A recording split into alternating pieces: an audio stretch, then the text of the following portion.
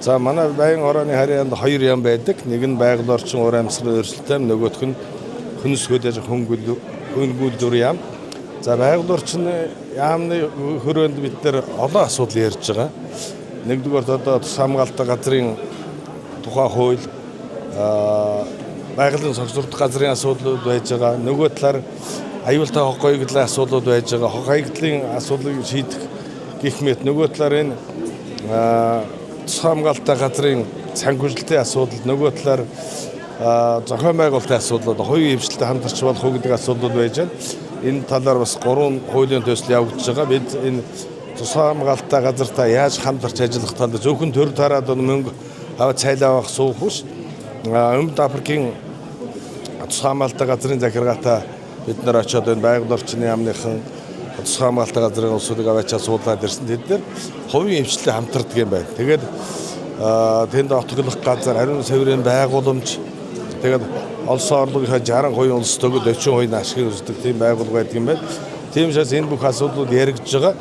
Энэс хамгийн гол яригдж байгаа хог хаягдлын асуудлууд байж байгаа. Аялал жуулчлалын чиглэлээр очиад одоо байгаль орчноо бохирдуулах асуудлууд байж байна. Нөгөө талаар ариун цэврийн байгууламж байхгүй, отоглох газар байхгүй. Ийм асуудал энийг бид нар чинь соёл спорт аялал жуулчлалын яам, байгаль орчны яамтай хамтраад төсөв тавиулсан. Энийг шийдэх ёстой гэж бодож байна. Нөгөө талаар аюултай хог хаягдлын асуудал хамгийн чухал байгаа. Ягаад гэвэл уулуурхайгаас одоо гарч байгаа одоо машины тоос хог хаягдлууд газрын хэвлэлд болоод одоо бохирдуулж полионг таваад асгал болж штэ. Манай дээр дахин боловсрох үйлдвэр авахгүй, нөгөө талаар хог хаягдлыг ялгах асуудал хамгийн чухал. Хог хаягдлууд одоо түүхэд маш их байдаг. Цаас, төмөр, давуу, тэгээд одоо бусад одоо дахин боловсруулах юм зөндөө байгаа. Тиймээс энэ асуудлыг улсын их хурлын хэмжээнд яригдаад сая одоо дахин боловсруулах үйлдвэрийн асуудлаар хэлцүүлэг бас хийсэн. Нөгөө талаар энэ аюултай химийн хог хаягдлууд байж байна. Эднэрийг одоо устдах асуудал дээр онцгой анхаарахгүй зарим нь одоо гол морин устдаж байгаа асуудлууд байж байна. За хог хаягдал дээр ч одоо аймаг болгонд одоо хог хаягдлыг ялах одоо тийм овор одоо үйлдвэрүүд байгуулахгүй одоо хамгийн одоо толгомжтой асуудал аймаг болгонд хог хаягдлын асуудал ханаа харж байгаа бах те. Ачаад ингээд бүгдийг газар асгадаг ялгах юм байхгүй. Тиймээс энэ асуудалыг саяхан улсын их хурлын байнгаараа их хурлаар бас яригдсан. Одоо ч бас эцэл нь ярих гэж байгаа. Ер нь улсын хурлаас гарч байгаа хууль тогтоомж хэрэгжихтэй ер нь хэр байгаа юм бэ? Одоо жишээлбэл та аюултай хог хаягдлын хуулийг улсын хурлын төвшөнд яригдж байна гэж байна. Гэтэл одоо аймагуд дээр нэг хогийн цэг дээр гэж шатаагаад барилгын хог хаягдлын дээр хаягдтал байж байгаа. Саяны бас замар дээр гарсан үйлдэл дээр нөхөс сэргээлтийн талаар бас улсын хурлаас гарсан ямар хууль тогтоомжууд байдгийг хариуцлагагүй ажиллаж одоо уулуурхай. Энэ чиглэлээр бас байгаль орчны яамныхыг авчраад бид нар хамтарсан хэлцүүлэг бас хийсэн. Улсын хурлаар ч яригдсан. Гол нь одоо гарсан хууль тогтоомж бэлтэн тарах хүн байгаа. Ягаад гэвэл энэ хог хаягдлын асуудал дээр орон нутгийн захиргаа бас тодорхой хэмжээний одоо орон нутгийн ас төсөв хайрлах, орон хөгжүүлэх сан бусдын бас төсөв хайрлахгүй энэ асуудал явахгүй. Зөвхөн дээшээ улсын арга суугч аймаг болгонд жил болгон орон нут хөгжүүлсэн. Тэгээд аймаг болгонд жил болгон төсөв хайрлж өгч байгаа шүү дээ. Энэс тодорхой хэмжээний хайрлахгүй ар сарын юмар одоо төсөв өргөө зарцуулж байгаа асуудал байж байгаа. Жишээлбэл эмнэлгийн хог хаягдлын асуудал байж байна те.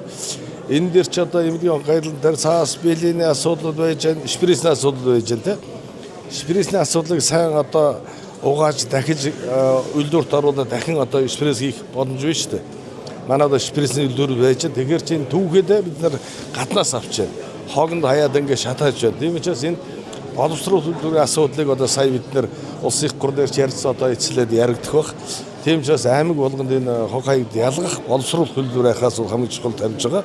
За уулуурхайн асуудал дээр ч нэлээд ноцтой дээр сая нэг моторын хаягдал тоос. Тийм учраас энэ Төв аймгийн Сэргэлийн сумын нутагт 3000 тонны хаягдал тоосон нөөцтэй тийм дахин боловсрол шатхан гарах тийм үйлдвэр ашиглалтанд орох гэж байгаа. Энийг бас байгаль орчин яам, уулуурхай яамтай хамтраад бас уулуурхайнууд дээр төлөвшний илүүх асуудлууд байж байна. Тэгээд 100 тонн гэхэд 70 тонн төлөш гаргаад 30 тонн замын битүүм гаргаад дахид зам асфальтын зам давх тэнд ашиглахаар одоо 100% тийм үйлдвэр бас баригдаж байгаа асуудал байж байгаа. Гэлээ ихтэй энэ асуудал бас үр дүнг өгөхгүй нөгөө талаар аймаг болгонд одоо баруун бүстэй зүүн бүстэй ч юм уу тийм жижиг оврын үйлдвэр байгуулж энэ хоккейг шийдэх болох асуудал байж байгаа. За том уурхайнууд дээр чинь жил бол урамшуул өгдөг. Тэр хүн 500 сая хүртэл урамшуул аваад нөгөө уурхайнуудаас авчаад дахиж тэрийг газарлуулад мөнгөний авч чаддаг улсууд байдаг юм байна. Тэрийг бас шалгаад энэ байгаль орчны яамныхан энэ дээр сайн ажиллаж байгаа. Гэхдээ энэ асуудлыг шийдэхийн тулд одоо тухайн аймаг засаг захиргаа тамгийн газар энэ дээр онцгой анхаарал хандуулахгүй хоккейглаас нөхөр дэмжиж байгаа асуудал байгаа. Нөхөн сэргээлттэй холбоотой. За нөхөн сэргээлтээр бид нар энэ уулуурхай ашиглаж байгаа уулуурхай компаниуд байна шүү дээ. За зарим нь нөхөн зэрэг замын компаниуд байж байна те. Зарим нөхөн зэрэгэд хийж байна, зарим нь хийх горхиж байна. Зарим одоо гол горхны голдор одоо ингээд өөрчлөгдсөн, гол горх ширгэсэн. Нөгөө талаар тэнд одоо янз бүрийн замын нөхөн зэрэгэл хийгээ учраас тэнд аваар тороод нас барж байгаа ч улсууд байж байна. Тиймээс энэ асуудлыг бас бид байгаль орчны яам уулуурхай юмд асуудал болох тавьсан байгаа. Энэ талаар ажиллаж байгаа. Байцаагчд гол нь сайн ажиллах ёстой. Бид нэр өнгөрсөн жил Монгол Улсын хэмжээнд байж байгаа байгаль орчны байцаагч нарыг бүгд унаатай болгосон. Компьютер жуулсан. Тэгтээ энэ бас учир дутагдaltaй. Бас юуны утас гар утасны асуудал байж байна. Нөгөө талаар байгаль орчны байцаагч нарын аюулгүй байдлын асуудал байж байна тийм модны угуулгын янз бүрийн угуулгын асуудал амтны угааж байгаа одоо амир үтсэн ч тийм байсагч нар байдаг гэж сонссон тэр нь одоо өний мөнгө итгэхгүй. Тэгэхдээ энэ талаас тэд нар нийгэм баталгааны асуудал хамгийн чухал байгаа. Нөхөн сэргээлттэй хийгээгүй компаниудад эргээд хариуцлага тогтооход ямар хуулийн хариуцлага байдаг юм бол одоо ч заамар сумд 100 гаруй нөхөө гэж байна. Сая дорндод бас нэлээд их нөхөө байгааг саяны харамсалтай үйл явдлын дараа хүмүүс илрүүлээд. Тий, сая одоо нөхөн сэргээлттэй уулуурхай тухай хууль, байгаль орчин тухай хууль, нөгөө нөхөн сэргээлтийн хуулийн одоо юунуудыг заалтуудыг хатуу баримтлах ёстой. Сая юун дээр чинь тэр ухсан нөхөө заавал одоо болох ёстой тий. Болоогүй тэр хариуцлага хөлөөх ёстой гэж бодож байна.